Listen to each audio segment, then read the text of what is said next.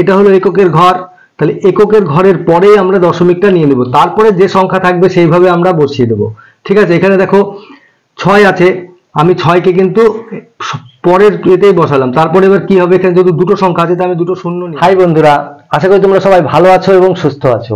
আজকে আমরা দশমিকের যোগ বিয়োগ অঙ্ক শিখব একদম সহজভাবে। তাহলে শুরু করার আগে তোমরা এখনো যারা আমার চ্যানেলটি সাবস্ক্রাইব করোনি তারা অবশ্যই চ্যানেলটি সাবস্ক্রাইব করবে এবং সঙ্গে থাকবে পরবর্তী ভিডিওটি সর্বপ্রথমে তোমাদের মোবাইলে পাওয়ার জন্য। এবং অলরেডি যারা সাবস্ক্রাইব করে রেখেছো তাদের অসংখ্য ধন্যবাদ। তো বন্ধুরা, আমার ভিডিওটি যদি তোমাদের ভালো লাগে তাহলে অবশ্যই একটি লাইক, কমেন্ট এবং শেয়ার করবে। তাহলে চলো শুরু করা যাক।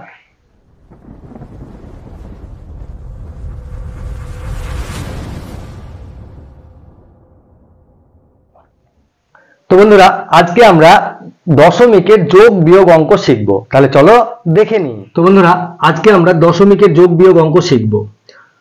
যোগ বিয়োগ শেখার আগে আমাদেরকে দশমিক সম্বন্ধে জানতে হবে। দেখো, দশমিকের চিহ্নটা হলো এইরকম, এটা হলো দশমিক, মানে একটা ফোঁটা, এটাই হলো দশমিক। ঠিক আছে, তাহলে দশমিকটা আমরা কিভাবে ব্যবহার করি দেখো। মনে করো এই একটি সংখ্যা 750, মানে এটাকে আমরা কি বলবো, একক, দশক, শতক, মানে 750। এবার যখন দশমিক যদি আমার এরকম পড়ে যায় তাহলে আমরা কি বলবো, 7.50। দশমিকের পরে আমরা কখনোই 50 বলবো না, কি বলবো, 7.50। মানে দেখো, এটা হচ্ছে দশাংশ আর এটা হলো শতাংশ। ঠিক আছে, দশমিকের পরে দশাংশ, শতাংশ, সহস্রাংশ এরকম হয়, এগুলো আমরা পরে শিখবো। আজকে আমরা শুধু যোগ বিয়োগ করার জন্য যতটুকু প্রয়োজন ততটাই আমরা শিখবো। তাহলে এটা কি বলবো, 7.50। ঠিক আছে, এবার যদি 0.750 হয় তাহলে আমরা কি বলবো, দশমিকের আগে কিছু না থাকলে আমরা শূন্য ধরে নেব। ঠিক আছে, তাহলে 0.750।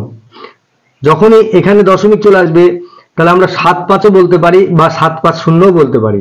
এখানে আমরা 0.75 বলতে পারি, 750 বলতে পারি, কারণ দশমিকের পরে যদি শূন্য থাকে, তারপরে যদি কোনো সংখ্যা না থাকে তাহলে আমরা এই শূন্যর কোনো ভ্যালু দিব না বা ভ্যালু থাকবে না। এখানে আমরা যত খুশি শূন্য নিতে পারি, শূন্যের কোনো ভ্যালু নেই। ঠিক আছে, তাহলে আশা করি তোমরা বুঝতে পারলে যে দশমিকের স্থান পরিবর্তন হলে আমরা কিভাবে বলবো। আবার যদি এরকম থাকে 75.0, তাহলে আমরা কি বলবো, 75.0। ঠিক আছে, তাহলে দশমিকের বসার উপরে নির্ভর করছে তাদের কিভাবে আমরা বলবো। ঠিক আছে, এবার আমরা দশমিকের যোগ এবং বিয়োগ কিভাবে করতে হয় সেটাই দেখব। দেখো,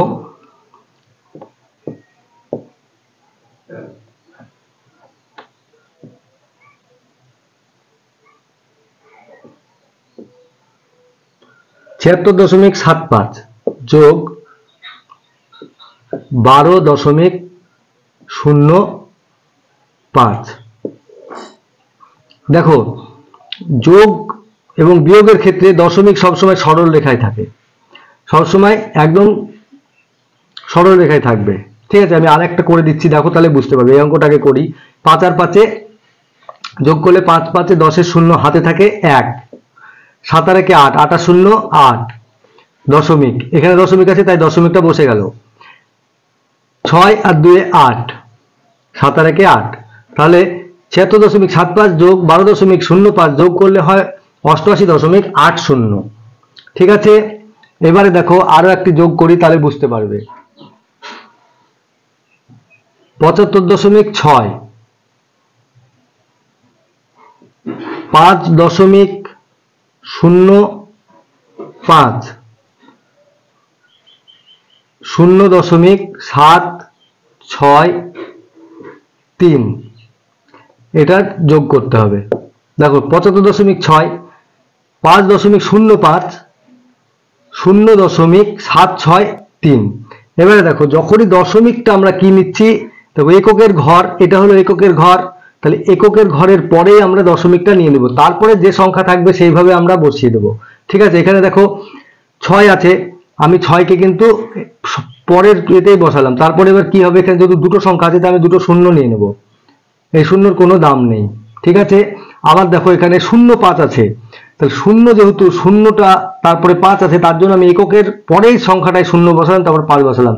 এবারে এখানে হয়ে গেল আরেকটা শূন্য। ঠিক আছে, এই শূন্যের কোনো দাম নেই। আবার দেখো নিচে 0.763 আছে, তার জন্য আমি এককের পদ থেকেই লিখতে শুরু করলাম। ঠিক আছে, এটাকে বলা হয় দশাংশ, এটা শতাংশ, এটা সহস্রাংশ। ঠিক আছে, এগুলো আমরা পরে শিখবো। এখন আমরা এটা শুধুমাত্র যোগটা কিভাবে করতে হয় এটা জানলেই হবে। তাহলে দশমিকটা কোথায় বসে? সরল রেখায় বসে, যোগ এবং বিয়োগের ক্ষেত্রে। ঠিক আছে, তাহলে এবার আমরা যোগটা করে দেখি। 003 মানে 3, 0, 5 আর 6, 5 আর 6 11, 1 হাতের 1, 7, 7 আর 7 14, 14 4, এখানে দশমিকটা বসে গেল, হাতে থাকলো 1, একটা এখানে যোগ হয়ে যাবে, 5 5 10 আর 1 11, 1 হাতের 1, 7 আর 1 8।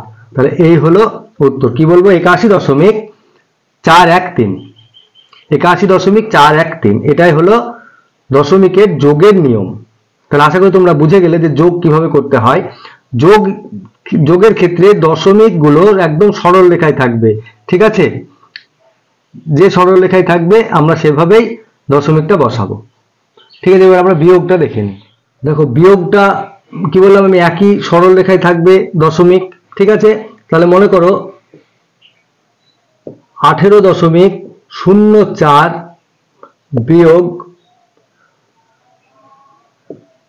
12.5। ঠিক আছে, 5 আমরা এখানে লিখলাম, এখানে কিন্তু লিখিনি। ঠিক আছে, কারণ আমি তোমাদের প্রথমেই বলেছি যে দশমিকের পরে মানে দশমিক যখনই দিব তারপরে এককের ঘরে যে সংখ্যায় থাকবে আমরা সেখানে তারপর থেকে লিখতে শুরু করব। ঠিক আছে, এখানে যেহেতু 0,4 আছে, তার মানে এখানে 5 আমি এখানে কিন্তু লিখিনি, 4-এর নিচে লিখিনি, আমি প্রথমে শূন্যের নিচে লিখেছি। এবারে আমি 5-এর পরে একটা শূন্য দিয়ে দিতে পারবো, এখানে কোনো শূন্যের দাম নেই। ঠিক আছে, তাহলে আমরা বিয়োগটা করে দেখি। দেখো 4 থেকে 0 বাদ দিলে 4ই হয়, এখানে থাকে 0 থেকে 5 বাদ দেওয়া যায় না, তাই আমি এখানে 1 যোগ করে নেব। তাহলে 10 থেকে 5 বাদ দিলে 5, দশমিক বসে গেল, এখানে 1 বিয়োগ হয়ে যাবে, মানে এখান থেকে আমি 1 ধার দিয়েছিলাম, তাহলে এখান থেকে 7 থেকে 2 বাদ দিলে হয় 5, 1 1 একে মিলে গেলে 0, বাইরে 0 না বসালেও চলে। ঠিক আছে, তাহলে 18.04 থেকে 12.50 বিয়োগ করলে বিয়োগফল হয় 5.54। ঠিক আছে, এটাই হলো বিয়োগের নিয়ম। তাহলে আশা করি তোমরা বুঝে গেলে যে বিয়োগ এবং যোগ কিভাবে করতে হয়। ঠিক আছে, আমি আর বিয়োগ দেখাচ্ছি না, কারণ একই নিয়ম। বিয়োগের ক্ষেত্রে তুমি দেখো আমি এখান থেকে 1 ধার দিয়েছি, যেহেতু দশমিকের আগে থেকে ধার দিয়েছি তার জন্য আমরা এখানে 1 কমে গেল, আর এখানে 10 ধরলাম, যে বিয়োগটা করলাম। ঠিক আছে, তোমরা এইভাবেই প্র্যাকটিস করবে নিয়ম। তাহলে আশা করি তোমরা বুঝে গেলে। তো বন্ধুরা, আজকে আমরা দশমিকের যোগ এবং বিয়োগ কিভাবে করতে হয়, যোগ এবং বিয়োগ করার নিয়ম কি, একদম সহজে শিখে গেলাম। তোমরা এগুলো প্র্যাকটিস করবে, অঙ্ক যত প্র্যাকটিস করবে তত শিখবে। ভালো থাকবে, সুস্থ থাকবে, মন দিয়ে লেখাপড়া করবে। আজ তাহলে আসি, টাটা।